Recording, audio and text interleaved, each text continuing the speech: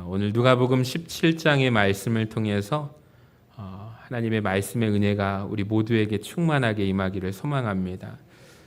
오늘 본문에 보시면 이 바리새인들이 예수님께 한 가지 질문을 함으로 시작이 되는데요. 20절을 한번 보세요.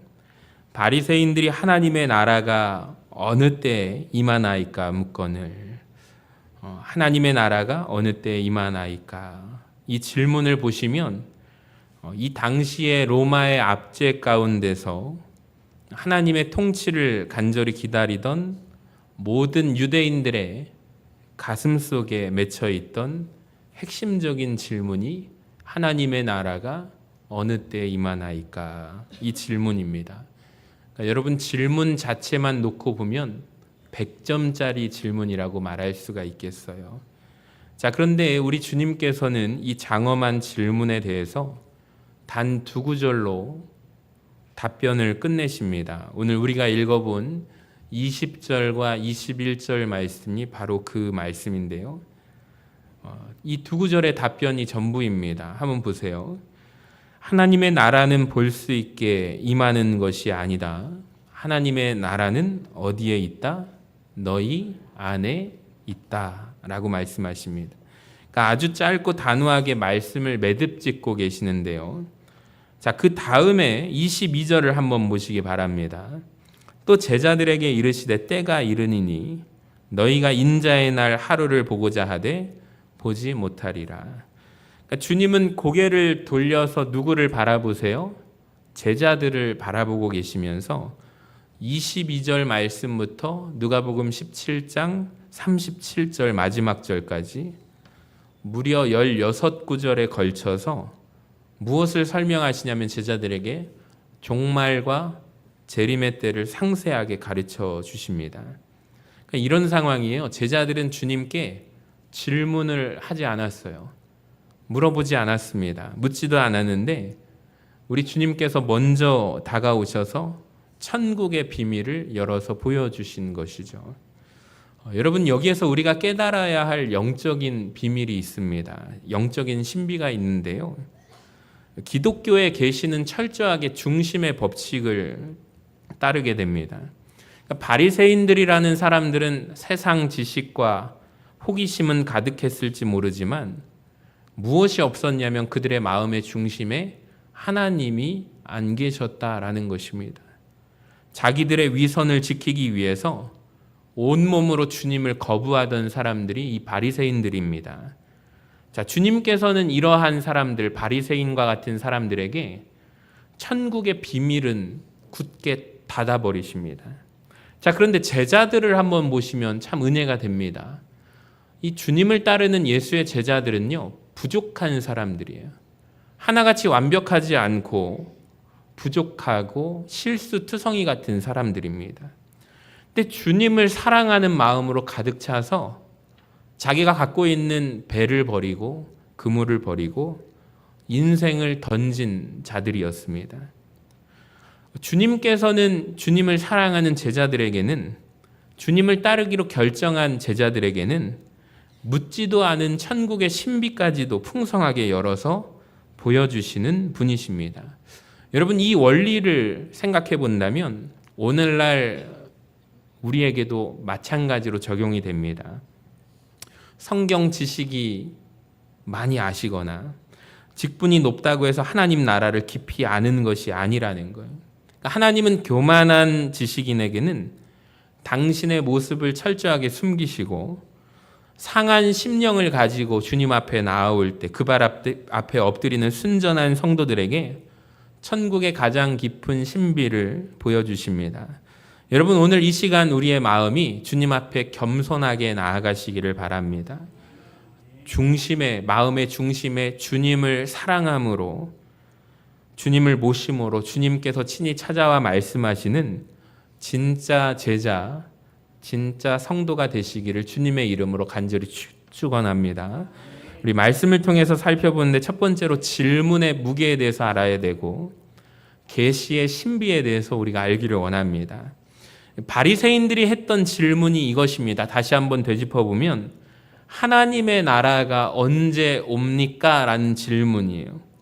자, 그런데 예수님의 대답을 보세요. 노란 글씨 읽어볼까요? 이미 너희 안에 있다. 하나님의 나라가 언제입니까? 언제 오나요? 라고 질문했는데 예수님의 대답은 전혀 다른 답변을 하십니다. 이미 너희 안에 있대요. 그러니까 이 바리새인들의 질문은 언제입니까? 달력의 날짜, 미래의 날짜를 찾았어요. 근데 주님께서는 현재를 말씀하십니다. 그러니까 서로가 바라보고 있는 초점이 다르다는 거예요. 그러니까 그들은 알고 싶어요. 뭘 알고 싶냐면 눈에 보이는 현상들을 알고 싶습니다. 근데 주님께서는 본질에 대해서 말씀하신다는 것을 아십니까? 이 질문은 바리새인들이 했던 질문은 오늘날에도 마찬가지예요.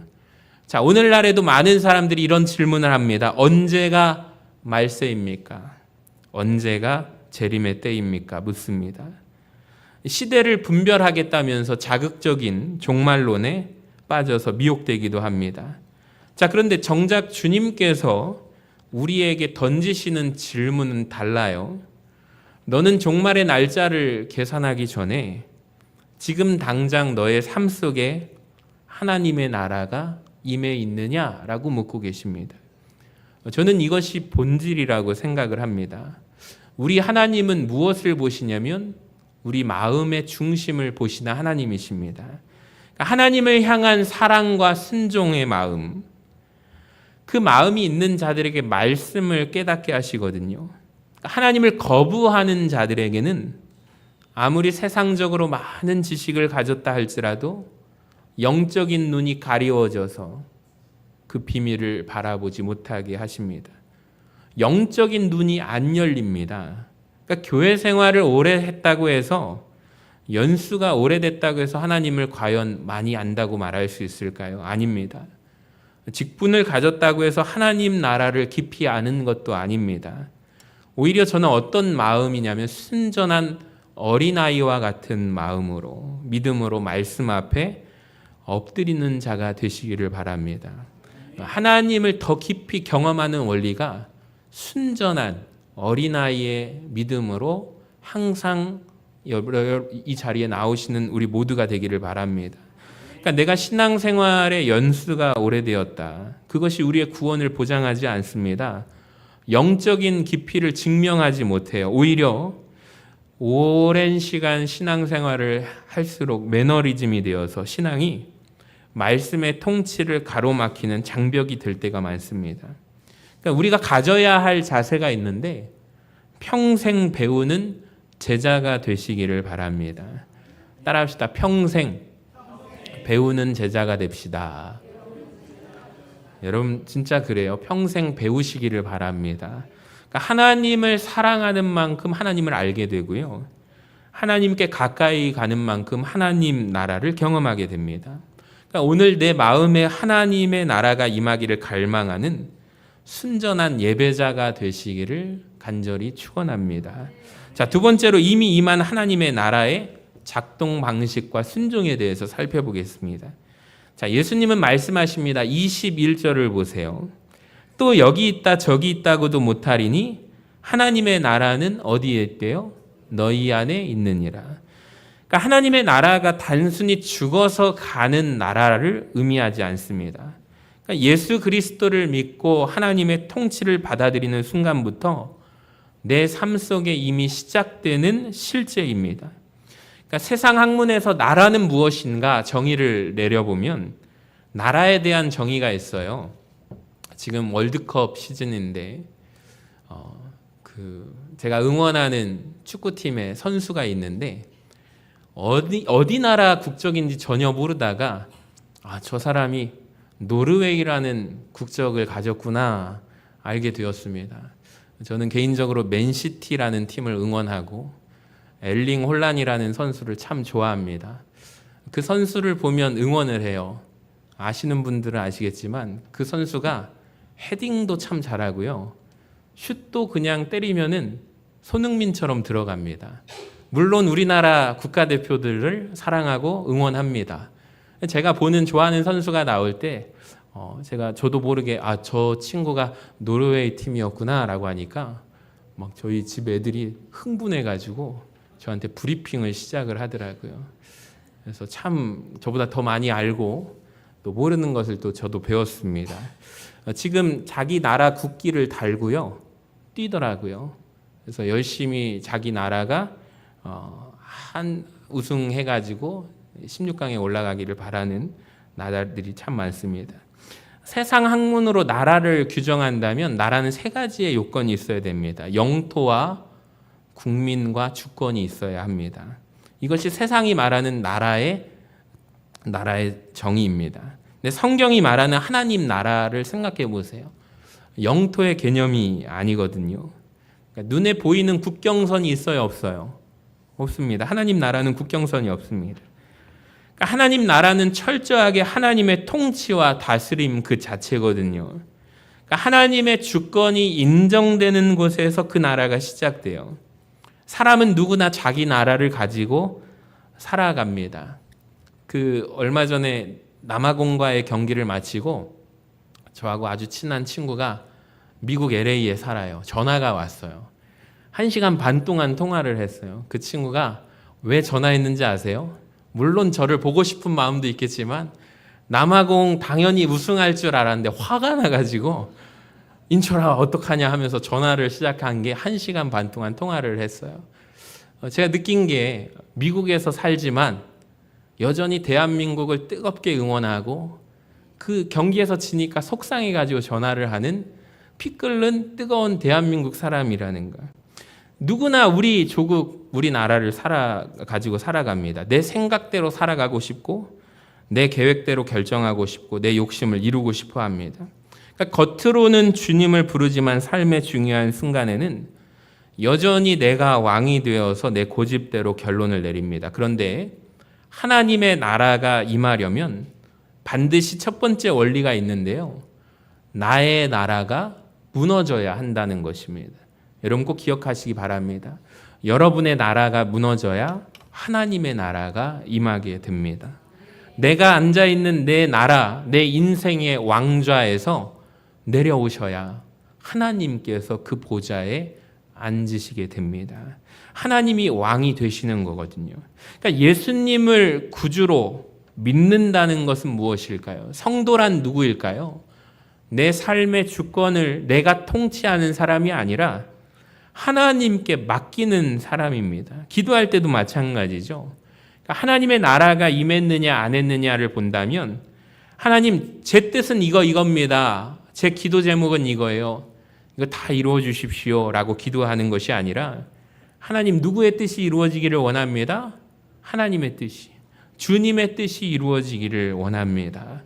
주님의 뜻이 이루어지게 하여 주시옵소서. 여러분 기도 마지막에 꼭 이것을 넣으시기를 바랍니다. 진심으로 고백하는 자가 하나님 나라의 통치를 받는 자의 기도입니다. 그러니까 내 야망을 위해서 하나님을 이용하는 사람이 아니에요. 하나님의 통치 앞에서 나의 뜻까지도 굴복시키는 자가 하나님 나라의 통치를 받는 자예요. 이것은 동일합니다. 직장에서도 가정에서도 교회에서도 하나님의 말씀 앞에 순종하는 사람이 하나님 나라를 경험합니다. 순종은요, 하나님 나라가 실제로 작동하는 스위치와도 같은 것이 순종의 버튼입니다. 그러니까 아무리 똑똑해도 그 사람이 잘나고 지식이 많을지라도 순종하려는 결단이 없잖아요. 하나님 나라의 능력이 나타나지 않습니다. 주님의 통치가 시작되는 곳마다 여러분 순종하는 자에게 하나님의 나라가 임하게 되는데 미움 대신 사랑이, 두려움 대신 평안이, 절망 대신 소망이 자리 잡게 되는 것입니다. 그러므로 우리가 날마다 스스로 한번 물어보시기를 바랍니다. 스스로에게 질문하시기 바랍니다.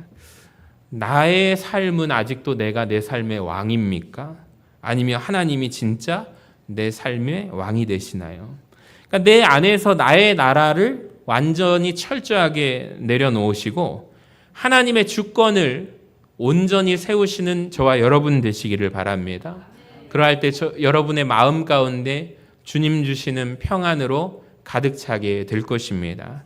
세 번째, 인자의 때 진짜 말세의 징조와 영적인 무감각에 대해서 함께 묵상해 보기를 원합니다. 예수님은 이어서 무엇을 말씀하시냐면 재림의 때에 대해서 말씀하십니다. 이 재림의 때를 예수님께서 설명하시는데 구약의 두 가지 거대한 사건을 가져오시거든요. 26절을 한번 보세요. 노아의 때에 된 것과 같이 인자의 때에도 그러하리라. 이어서 28절 같이 읽어봅니다. 또 롯의 때와 같으리니 사람들이 먹고 마시고 사고 팔고 심고 집을 짓더니. 두 가지의 때가 있대요. 첫 번째는 누구의 때래요? 노아의 때가 있습니다. 한번 따라해 볼까요? 노아의 때. 그리고 두 번째는 따라합시다. 롯의 때. 노아와 롯이라는 인물이 구약에서 나오는데 예수님께서 재림의 때를 설명하시면서 이 두 가지의 때를 통해서 설명을 하시는 거예요.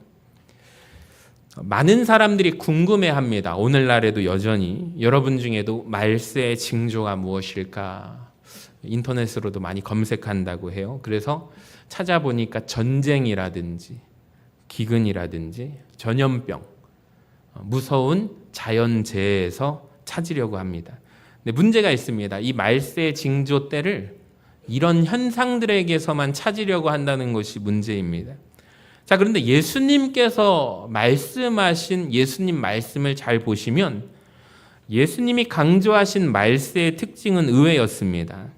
아까 전에 28절을 보여주시면 또 롯의 때와 같으리니 그 다음 읽어볼까요? 시작. 사람들이 먹고 마시고 사고 팔고 심고 집을 짓더니.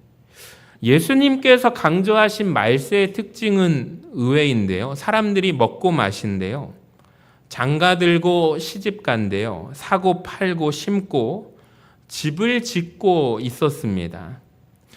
여러분 오해하지 마시기 바랍니다. 이 자체가 죄가 아닙니다. 죄악이 아닙니다. 인간이 이 땅을 살아가기 위한 반드시 행해야 하는 너무나도 이러한 현상들은 평범하고 정당한 일상이에요. 자, 그렇다면 주님께서는 왜 마지막 때의 징조로 이 일상들을 나열하셨을까요? 우리가 잘 보셔야 돼요. 이게 죄악이 아니라면 문제는 뭘까요? 문제는 이것입니다. 하나님의 심판이 다가오는데도 관심이 있어요, 없어요? 없어요. 그러니까 일상을 살아가면서 영원한 하나님 나라에 대한 것은 전혀 관심이 없다는 것에 문제가 있습니다. 그들은 어떻게 살아갑니까? 눈앞의 현실에 너무 민감하게 반응하고 살아갑니다. 하나님의 음성에는 완전히 둔감합니다. 이것이 문제죠. 그러니까 정당한 일상, 영혼을 가로막는 우상이 되어버린 거예요. 그러니까 즉 땅의 일을 하느라 하늘을 바라보는 법을 잃어버렸습니다. 우리가 가끔 열심히 일하고 바쁘게 살아갈 때 땅의 것을 일을 하고 살아갈 때 이런 경험 있으시죠? 하루 종일 열심히 일하고 밤에 퇴근했더니 하늘을 보니까 벌써 세상에 하늘이 캄캄해졌네, 어두워졌네. 우리가 그제서 하늘을 보지 않습니까? 우리의 시선이 땅만 바라보고 산 거예요. 땅의 것을 바라보면서 땅의 일을 하느라 우리가 놓쳐버린 것이 있는데 하늘의 일을 바라보는 것을 놓쳐버렸습니다. 잃어버렸습니다. 노아를 보세요. 노아는 어떤 사람입니까? 산 위에서 무엇을 지었죠? 방주를 지었습니다. 그래서 노아의 방주잖아요. 노아가 산 위에 방주를 지으면서 하나님의 심판에 대해서 사람들에게 경고합니다. 그때 사람들의 반응은 비웃음이었습니다. 홍수가 나서 자신들을 다 쓸어버리기 직전까지도 노아를 비웃었습니다. 일상생활 속의 쾌락에 취해서 사람들이 살아갔습니다. 롯의 이야기는 어떻습니까? 소돔과 고모라 사건을 아실 것입니다. 소돔성의 멸망을 경고했습니다. 창세기 19장 14절이 정확한데요. 롯이 경고하는 그때 롯의 사위들의 반응을 한번 보세요. 노란 글씨를 보시면 그의 사위들은 무엇으로 여겼대요? 농담으로 여겼습니다. 엄중한 경고, 하나님의 심판을 농담으로 여겼습니다. 가족들이요. 그러니까 이것은 무엇이냐면 영적인 기능이 완전히 마비되어 버린 상태거든요. 그러니까 하나님의 말씀이 선포가 되어도 아무런 감각을 느끼지 못하는 상태입니다. 이것이 바로 주님이 경고하신 말세의 진짜 모습이라는 것을 아십니까? 근데 오늘날 우리 시대도 이와 같습니다. 정확히 말씀을 묵상하면서 소름이 끼쳤습니다. 경제와 성공, 부동산과 투자, 내 자녀를 위한 교육과 나의 일상의 취미에는 온 정신을 쏟으면서 민감하게 반응합니다.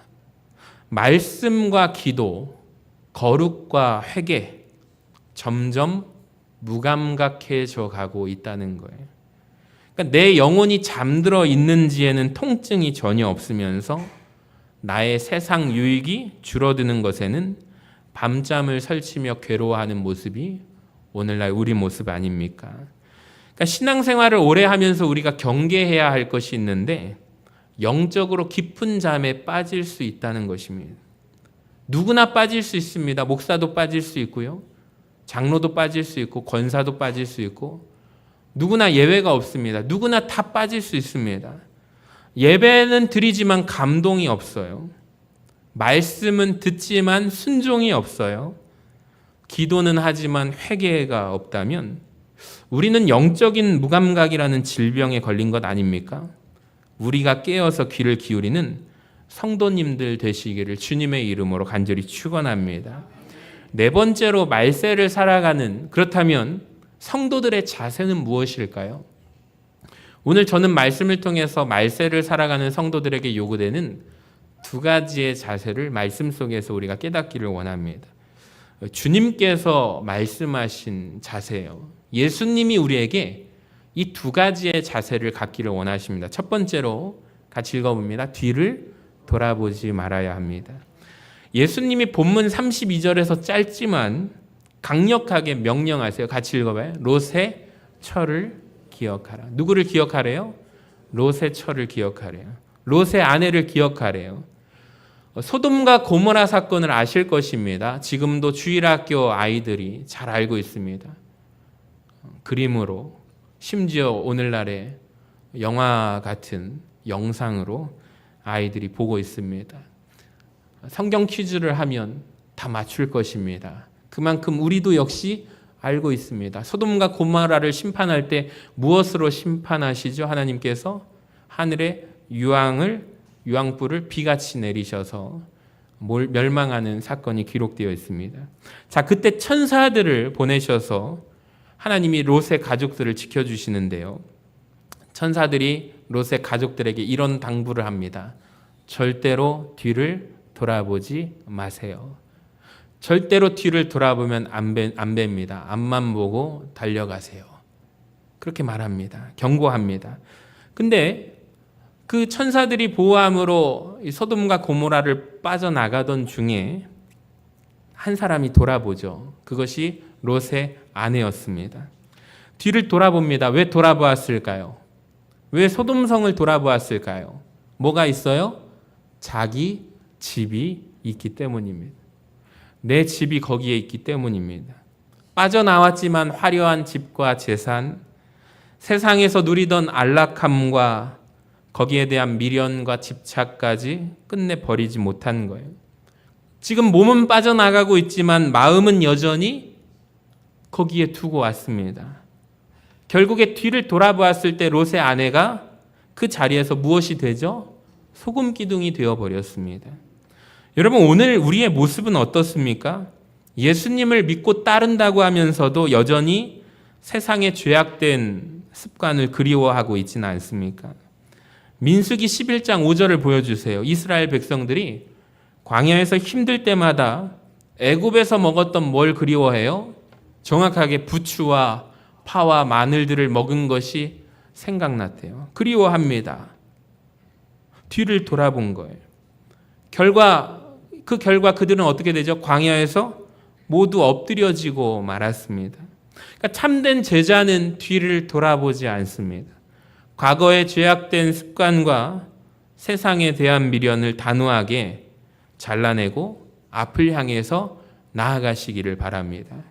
두 번째로 예수님께서 우리에게 요구하시는 두 번째 태도는 같이 읽어볼까요? 평범한 일상 속에서도 영적으로 깨어 있어야 합니다. 34절과 35절을 보세요. 내가 너희에게 이르노니 그 밤에 둘이 한 자리에 누워 있음에 하나는 데려감을 얻고 하나는 버려둠을 당할 것이요 두 여자가 함께 맷돌을 갈고 있음에 하나는 데려감을 얻고 하나는 버려둠을 당할 것이니라. 여러분, 예수님께서 말씀하시는데요, 주님이 임하시는 재림의 순간입니다. 여기에 눈을 뜨고 우리가 크게 볼 것은 성도들이 어떠한 특별한 장소에 모여 있습니까? 어느 종교적인 장소에 모여 있습니까? 아니죠. 밤에 침대에 누워서 잠을 자고 있었어요. 또 한 다른 말씀에는 일터에서 함께 맷돌을 갈고, 즉 이 말은 일상적인 일을 하고 있었다는 거예요. 겉모습을 볼 때 똑같은 평범한 하루하루를 보내고 있는 일상 속에 겉모습으로 보면 똑같아 보입니다. 구별되지 않았어요. 자, 그런데 주님께서는 중심을 보십니다. 그들의 중심은 두 갈래로 나뉘어져 있었습니다. 완전히 갈라졌는데 버려둠을 당한 자는 어떤 사람이에요? 자기의 하루하루 일상에 영혼을 빼앗긴 사람이에요. 잠들어 있는 사람이지만 데려감을 얻은 자는 어떤 사람이에요? 손으로 맷돌을 갈면서도, 즉 매일매일 일을 하면서도, 가정에 있으면서도, 직장에 있으면서도 심령만큼은 어떻대요? 늘 깨어 있어서 주님을 바라보고 살아가는 사람이라는 거예요. 매 순간마다 하나님의 다스림을 받으면서 주님 오심을 준비하는 영적인 긴장감을 가지고 살아가는 사람이라는 겁니다. 그러니까 즉 우리는 무엇을 보냐면 깨어있는 자와 잠들어 있는 자를 주님께서 구분하신다는 거예요. 여러분, 성도의 마음의 중심은 항상 깨어서 하나님을 향해서 맞추어 있는 사람인 줄로 믿습니다. 여러분, 직장과 가정에서도 늘 주님의 다스림을 구하면서 깨어 있으시기를 바랍니다. 제자들이 이 말씀을 듣고 두려워합니다. 질문을 해요. 무서운 마음에. 그렇다면 주님, 심판은 어디에서 일어납니까? 라고 물었을 때 예수님께서 37절에 대답하시는데 같이 읽어볼까요? 그들이 대답하여 이르되 주여 어디에 오니이까 이르시되 주검 있는 곳에는 독수리가 모이느니라 하시니라. 주검 있는 곳에는 독수리가 모이느니라. 사체가 있는 곳에 독수리가 모이는 것이 필연적인 법칙이잖아요. 영적으로도 마찬가지예요. 영적으로 죽어서 부패하고 있는 곳에는 하나님의 심판이 반드시 임한다는 뜻입니다. 그러니까 장소가 어디입니까? 이게 중요한 것이 아니라 내 영혼을 볼 때 지금 나는 깨어 있습니까? 잠들어 있습니까? 내 영혼을 흔들어 깨워 하나님 앞에서 내가 살아있는 영혼이 되어야 한다는 것이 주님이 말씀하시는 본질입니다. 여러분, 이것은 우리에게도 똑같습니다. 매일의 평범한 삶 속에서 늘 깨어서 주님의 다시 오심을 준비하는 신실한 제자들이 되어주시기를 주님의 이름으로 간절히 축원합니다. 사랑하는 성도 여러분, 오늘 하나님 나라에 대한 말씀을 받았습니다. 하나님 나라는 막연한 먼 미래의 이야기가 아닙니다. 예수 그리스도를 내 삶의 왕으로 모시는 바로 그 순간, 오늘 이 자리에서 이미 시작된 나라가 하나님의 나라라는 거예요. 오늘 나의 왕좌를 하나님 앞에 온전히 내어드리며 주님께서 다스리심을 경험하고 천국을 살아내고 다시 오실 주님을 기쁨으로 맞이하는 우리 서신교회 복된 믿음의 성도님들 되시기를 주님의 이름으로 간절히 축원합니다.